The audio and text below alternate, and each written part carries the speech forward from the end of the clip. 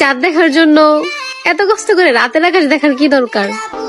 আমাকে দেখলেই তো হয়। খালাম্মা আমিও তো সেইটাই বলি যে এত রাত জায়গা চাঁদ দেখার কি আছে, তোমরা ক্রোম ব্রাউজারে যায় ভিপিএনটা কানেক্ট করিয়া তারপরে সার্চ দাও, তারপরে আপুর লিংকের চাঁদগুলোই তোমরা দেখতে পাবি। ভালো হয়ে যা, এখনো সময় আছে।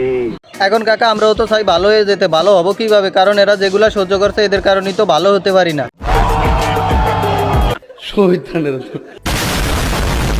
জীবন সঙ্গিনী কেমন হলে চলে? জীবন সঙ্গী ৩-৪টা লাগে না, মনের মতন ১০-১২টা হলেই চলে। আমি তো ভাবছিলাম ওর প্রশ্নে হয়তো উত্তর দিবে যে জীবন সঙ্গী ৪-৫টা লাগে না, মনের মতো একটা হলেই যথেষ্ট, কিন্তু এ তো আমার থেকে অনেক এক্সপার্ট। এ তো বলতেছে মনের মতো ১০-১২টা হলেই যথেষ্ট। এখন আমি বলতেছি কি এটা নিজের মন থেকে বলতেছে নাকি গরুটা তারা শিখিয়ে দিচ্ছে? ডিপ্রেশন।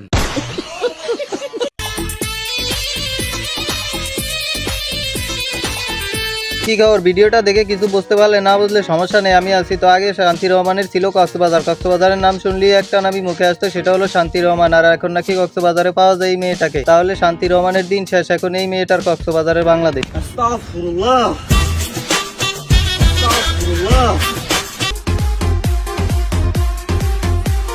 বাইরে ভাই জীবনে অনেক রকম মেকআপ দেখছি, কিন্তু এইরকম মেকআপ আমি এর আগে কখনোই দেখিনি। এখন এগুলা যে জ্বলতে আছে, আমার প্রশ্ন হচ্ছে এটা লাইটটা কোথায় লাগাইছে? এখন আমার এই সাদা মনে একটা সুন্দর প্রশ্ন যে লাইটটা কোথায় লাগাইছে, এটাই আমি একটু জানতে চাই।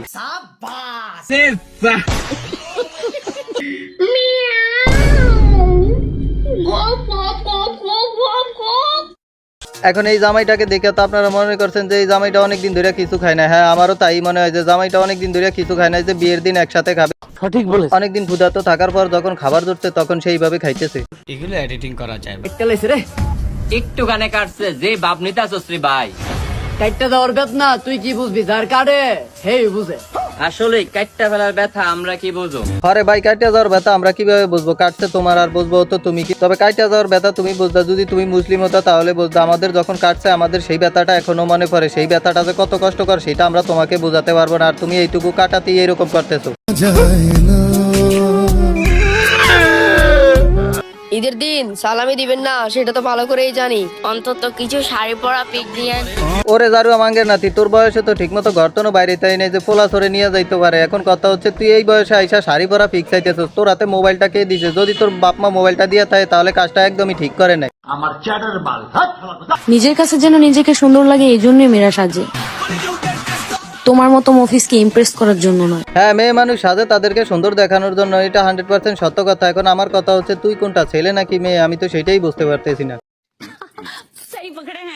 তুমি তো একটা হিজড়া হয়ে এত সুন্দর ঘর সংসার করছো, আর আমরা মেয়ে হয়ে কি করলাম? এটা তো কোনোদিনও ভাবতেই পাইনি তোমার সাথে এটা কি করে হলো। হ্যাঁ, তোমরা অনেকেই এই কমেন্টটা করছো, তো তাদেরকে বলি দেখো, ভালোবাসাটাই কিন্তু সব। কে ছেলে, কে মেয়ে, কে হিজড়া, কে হোমো, কে ছক্কা, ভালোবাসা কিন্তু এগুলো কিচ্ছু ম্যাটার করে না। বাইরে ভাই, মানুষের রুচি খারাপ এটা জানতাম, কিন্তু এতটা যে খারাপ এটা আগে জানতাম না। তুই একটা পোলা মানুষ, তুই যাবি একটা মায়া মানুষের সাথে, তুই কেন একটা হিজড়াকে বিয়ে করছিস? হিজড়ার সাথে ঘর সংসার করতেছিস, তোর রুচি এতটা খারাপ?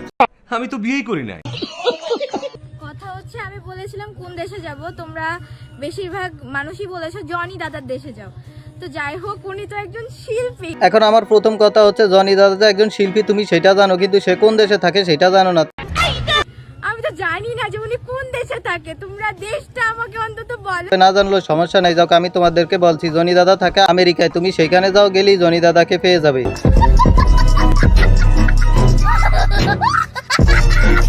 ভুল করে খেলে এটা রোজা ভাঙে না, এটা সরি বলে ফেললেই হয়, কারণ এটা ভুল করে খেয়ে ফেললো।